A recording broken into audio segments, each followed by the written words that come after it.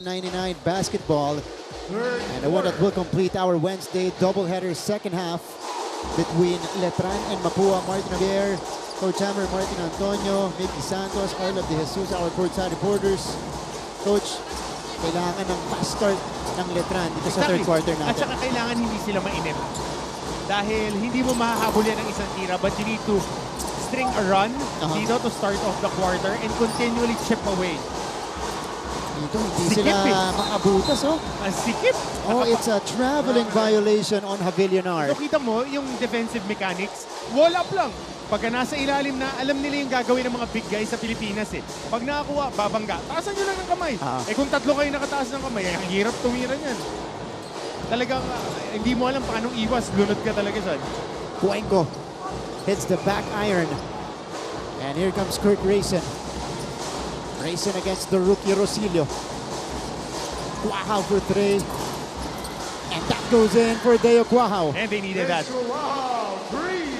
Only the second triple of the game for Letran, and both came from Deo Cuajao. 49-38. Mapua has been solid all throughout. Peter Rosilio, pinura yung depensa, and then hit the banker afterwards. Lang respeto. Lang respeto. Yung mga rookie natin. Malalakas ang loob, ano? Oo. Santos, the takeaway. Rosilio, great recovery by Cuajao, denying that attempt. Cuenco, ilalapit. Cuenco stops on a dime. He sends it to Escamis. Escamis with some hang time. Wala. Battle for the board. It ends up with Monje. And Escamis will be called for the foul. Yan natin. Itong 3 puntos muna ni Deo Cuajao, able to get the bounce. And that is his game, catch and shoot. Lalo na yung corners, favorite niyang spot yan. Ito naman yung kalaw ni Peter Rosilio, and then the chase down by Deo Cuajao. Parehong players yung skumor in the previous 2 possessions. Sila yung nagbantayan doon. Rayson. Javillonar naghahanap ng bola sa poste. Here's Rayson, the floater in the lane. A little bit too strong. Isa sa isa yung offense na. It's been that kind of game, yeah. One and done. Rosilio. And the Knights will have it. Rayson. Santos briefly open. This time double team, triple team now. And there's a whistle. Napupunta ang bola dito sa Mapua. This gives us a chance to go courtside. Ito ang update mula sa dugout ng Letran. Nandito si Arla De Jesus. Arla. Maraming salamat, Martin. Wala pa rin panalo para sa Letran. Sabi ni Head Coach Renzi Bahar na hindi. Ito yung pagkakataon para magpanik, pero ito dapat yung pagkakataon na dapat mas magtiwala sila sa isa't isa at higit sa lahat sa sistema. Coach Renzi is still positive kasi as early as na nakakuha raw sila ng ganitong klaseng game para sa room for improvements. Half the team is new. 7 veterans are not with the team anymore. Dagdag ni Coach na yung mga naiwan ay kailangan talaga maging leader not only inside the court but outside of it as well kasi team game at team effort is needed all the time. Martin and Coach Hammer. Maraming salamat, Arlov. Yung binabanggit mo, Coach Hammer. Sinabi rin ni Coach Renzi sa halftime natin as we see Deo Cuajao nail his third three-pointer of the game. Matapos po yan ng basket kanina ni Jopet Soriano.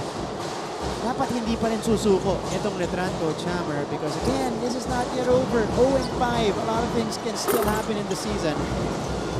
Pero dito sa laban natin, down by 12, they are unable to really come close against the Cardinals. Javillonar dumps it inside. There's a whistle first. Tignan natin yung mga sequence natin dito. It was a takeaway for Clint Escamis. The 5th steal of the game for Clint. Rewarding his big guy on the other end in Jopet Soriano. But here's that counter. Deo Cuajao catching fire in the 3rd frame. He now has 9 points. How about the numbers, coach of Clint Escamis, who, by the way, will be celebrating his birthday. Advance happy birthday! In 2 days, October 13, turning 23. Itong si Clint, 10 points, 5 rebounds, 2 assists, 5 steals. Stat sheet stuffer. Yeah. And that's what we have been expecting from him. Dahil Nocum graduated, plug and play, Clint Escamis, take charge. That's right. Coming off his residency year sa Mapua. Advance happy birthday kay Clint. And of course, he wants a victory as a gift. Ready for Warrior jersey nila eh. Chicamo. Alright, here's a warning. University of Kentucky dati, di ba? Nag-champion sila ganyan. Jersey nila. Ano kaya yan? Pangit Bakit tayo? No, elevator screen. Guahao connects! Fourth triple of the game for Deo Guahao. Third in the third quarter alone. Good execution on that elevator screen. Nahuling natutulog si Clint Escamis. Sa pulong screen, nasaraduhan ng pinto. Deo Guahao exploding here in the third. But Mapua, they still have the 9-point lead. The flip by Clint will not work. And here come the Knights. Monhe will wait. Shot clock. Marami pa. 12 seconds to work with. There's that drive off the bench for Rico Porcelo. How about that? The lefty guard making his presence felt. Oh, nasa kaliwa kanina, binalik sa kanan. Papunta sa kaliwa ulit.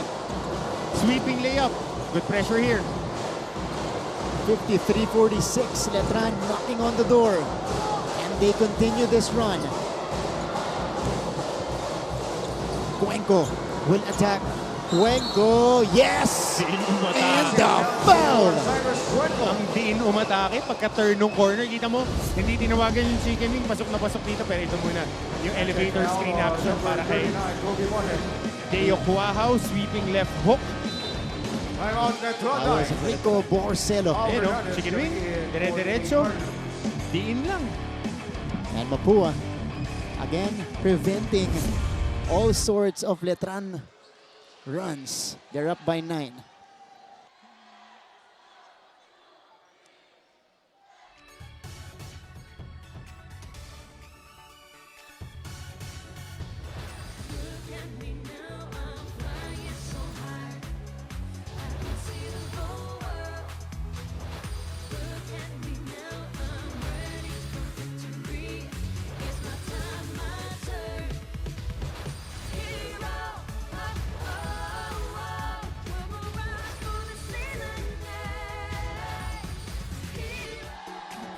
Balik sa ating laban, the Cardinals are ahead by 9, 55-46. And speaking of Mapua, here is an update from our halftime break. Nandito ngayon si Mickey Santos. Mickey. Cardinals, energy, energy, energy. Yan naman ang panibagong sigaw ng Mapua Cardinals for their dugout session kanina. Dahil gusto daw nila ituloy at mas ayusin pa ang kanilang opensa at kalibre na pinapakita nila for this game. Coach Andy Alcantara also acknowledged the offensive rebounds that they did good for that previous quarter. Pero kailangan lang daw nilang trabahunin pa ang mga fast breaks at post. And also, quick update for Clint Escamis. He's currently having a minor bleeding after accidentally biting his lip after being elbowed by Letran. He is also now chewing on some ice in efforts to stop the bleeding. But of course, that wouldn't stop Clint Escamis and the Mapua Cardinals from giving out their best for the remaining minutes of this game. Back to you, Morgan, Coach Nam. Thank you so much, Mickey. That's exactly how you started your report, with energy as well. Of course, Mapua, with that energy we're talking about, and of course the executions here in the third quarter so far, fending off this Letran mini run to stay ahead. It is at 10 right now. That's their lead. And here's the sixth steal of the game for Clint. Unbothered by that lip wound. Ito siya ngayon. Bonifacio now. Uy! Choosing to attack. But there was a tap. Last touch against Letran. One of the few times that you see Warren Bonifacio faking that handoff. True. Doesn't do it a lot, yeah. Hindi niya gaano ginagawa yan kasi porsyentuhan din ang laro ni Warren. Yeah. He likes to be in the spots that he is very effective. Pitch post, yung slide pop. Yan ang laro niya eh. Alright, so they will review this to determine who will take possession. Kanina nakita natin sa likod ng bench ng Mapua si Coach Chito Victolero. Okay. Kakasign lang ni Joseph. Joseph with the Aha. pro team with Coach Chito yan. Aha. Of course, they also drafted this guy, Warren Bonifacio. Na naging player din niya nakita ni Coach Chito lumaki. Kasi in the past 10 years, Coach Chito has been part of the Mapua program, helping every so often. Ito, tingnan natin. Manino last touch. Ooh. Alright. Dami rin namin mga kwentuhan niya ni Coach Chito nung naglalaro pa ako. Kasi he was just starting as a coach nun eh.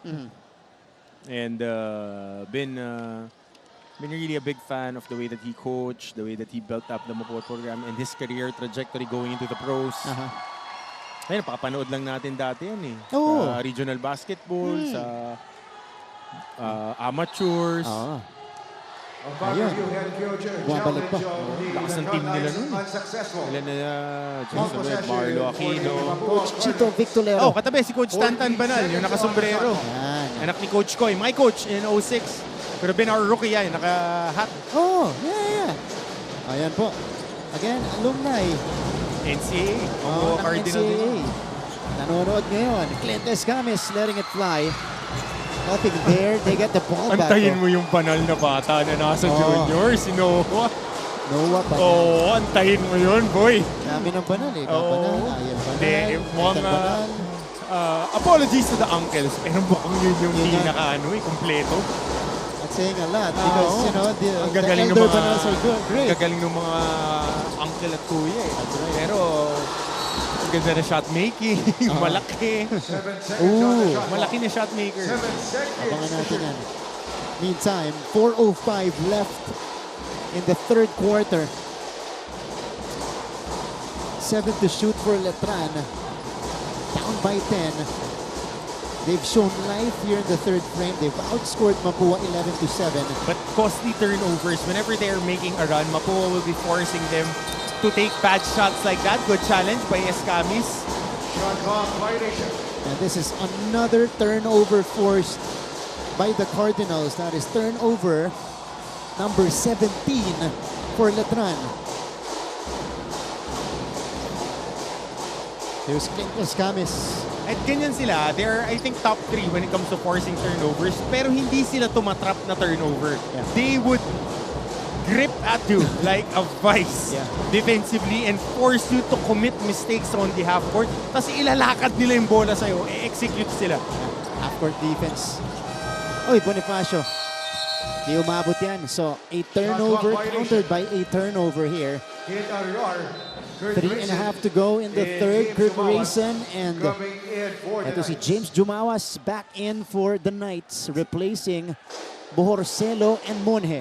Pag hindi ka ready sa physicality ng Mapua, magugulat ka eh. Kasi they play pro style eh. Pro style to, half court, depensahan tayo.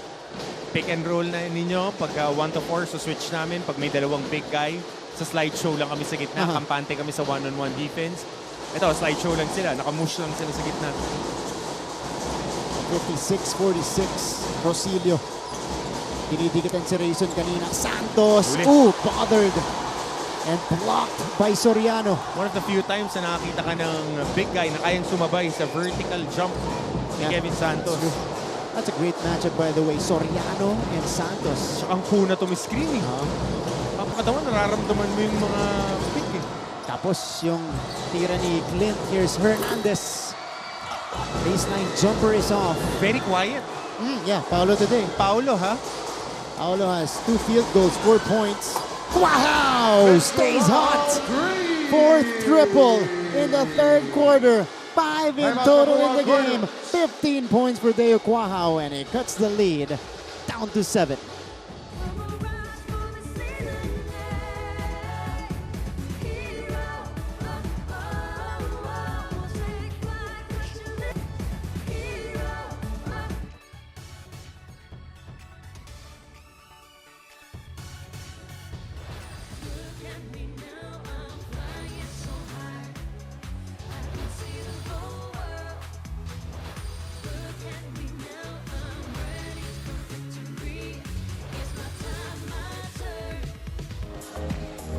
QT Cam tayo. Closer look of Roxy De La Cruz, one of the leading scorers of the Mapua Lady Cardinals in last season's volleyball tournament. Ayan, magkakakampi. Did they finish there? They made it to the final four. top four. Teka. Palalahanin natin. Oh nga, it was LPU made it to the finals. Perpetual, Perpetual. CSB. Oh yeah, Mapua. Mhm. Yeah, Mapua. So, ito yung mga nanonood sa atin ngayon from Intramuros. Di ko alam kung may class pa sila pagkatapos, pero sana wala na. Yun yung pinakamahirap. Lalo na pagkagaling ka sa talo. Yun yung pinakamahirap pasukan na klase. Sama na loob mo, no? Oo. Tapos magkaklase. Pero ito Deo Deo Cuajao. Cuajao. Bakit nga naman hindi? Pinaunlakan na yung 4 na 3-point shot in this quarter. Giving life to the offense ng Letran. Paulo Hernandez, who's been silent in this game, overshoots it. Out of nowhere, rebound for Rosilio. Hernandez, shot down clock play. did not reset. Fade away. Also, will not work. But- Another chance for Mapua, though. Again, long rebound controlled by Mapua, fresh 14. So calling this single high ball screen action. Watch for the tag on the opposite side. Escamis, they swing it to Bonifacio. They need to take. Warren runs out of time. So Letran gets a stop. 2 minutes remaining in the third. A golden chance to finish the quarter stronger. So when we begin the fourth quarter, they're closer in the game and they will have momentum. That's the plan for Letran. 3, 4, 5, same size for Mapua. Watch out for them. They would be switching every time there is a screen. Crossover, drive, basket and the foul for Kurt Rayson. Tough shot for Kurt Rayson. Kurt Rayson only his third field goal of the game, and he gets the bucket and beyond right here. Rayson with 7 points so far, but he has been producing in other areas. Only 3 out of 11 from the field, but he also has 3 rebounds and 4 assists with 2 steals. Just too strong on the free throw. So it's a 5-point lead for the Cardinals. Roller popper. Recto. Will send it out. Bonifacio. Escamis now will take the 3. Short. Rebound. Ending up with nobody. Last touch on Warren Bonifacio. If you are Letran, you just want to be at striking distance. Dahil eventually nahuhulog na yung mga tira nila and they're able to find creases dito sa depensa ng Mapua. Mahihirap yung tira ni Kurt Rayson but he's able to make it. So far, Letran has outscored Mapua 16-7 here in the third quarter. Kurt Rayson now. Baseline stagger screen elevator. Rayson will drive. Rayson will flip it up. And he gets another trip to the free throw line. Smart scorers would do that. Every time that they break down the defense and they know somebody is trailing, they just need to go hard at the basket. Dahil yung humahabol, kadalasan, pag na-cage mo, pag tumalon, makakakuha ka ng 2 free throws eh. Youthful exuberance and aggression. Ooh. Yan ang matatawag mo dyan. Kasi gusto niyan humabol eh. Ah. Makabawi. Diba? So, pagka naka-cage, sinabi nga natin si Kurt Rayson, ang galing mag-cage eh. Veteranong galaw yun. Oo. At response para dito kay Kurt Rayson. And again, you mentioned earlier, for you to withstand this Mapua defense, you need exceptional one-on-one players. Letran has one of the best in the league, Kurt Rayson. And he cuts the lead down to a single possession. It's a 3-point game. Letran has erupted here in the third. Uy, turnover. Oh! Tumama sa Mapua binti. turns it over. Good quick pressure by Letran. So, wow. Let's check out the sequence here. JC Recto. Tama talaga. Sa left leg niya. 107 remaining in the third. Another crack at the basket for the Knights. Ball is hit with a hot hand here in the third in Deo Cuajao. Panik sa kanya, Cuajao. Stepping on the line. Step out of bounds. Umilaw. Stepping. That was a missed chance for Letran, Coach Hammer. Pinilit pa kasi nila instead of reversing it to the other side. But that's the look. They want to go with the hot hand. Ito, Deo Cuajao, we'll see. Was it? Oh yeah, right there. Clearly stepped on the line. Recto, David Rosilio couldn't provide the fire extinguisher. Mapua has been scoreless in the last 4 minutes of the game, which has ignited, of course, this Letran fight back. And they will get more points from the free throw line courtesy of Kurt Rayson. So ito naman yung magiging advantage ngayon. You want to put Mapua early on the penalty because they are the least foul-prone team in the NCAA. They don't give out that much free throws, but if you have a very good one-on-one player and he can initiate contact and he can get to the line, cheap points yan. Yeah. They've given up 21 free throws. This is the 22nd and 23rd free throw for Letran. Across the board production as well from the captain of the Knights in Kurt Rayson. Might be the best game that he played, not by numbers, but the way that he just muscled his way through production. Mahirap yung mga puntos ni Kurt Rayson at saka yung mga free throws yan talagang in-earn niya. This is now a 20-5 flurry for the Letran Knights to trim the lead down to a solitary point. Coach Siyempre, Hammer. Arriba. Yan. Pumapalag dito ang defending champions. Hindi yan papayag. They won't go down without a fight. And if they need to fight and claw to get that first W, gagawa ng paraan yan. Hernandez. Shifting to a 2-3 zone ngayon dito ang Letran. Watch out for the corner. Shooter, libre. Difference between the clocks. Hernandez hits the back iron. And the Knights have a chance to take the lead before we end the third. Ball in the hands of Kurt Rayson. Rayson shoots it. Too strong. Rebounded by Cuenco right there as time runs out here in the third quarter.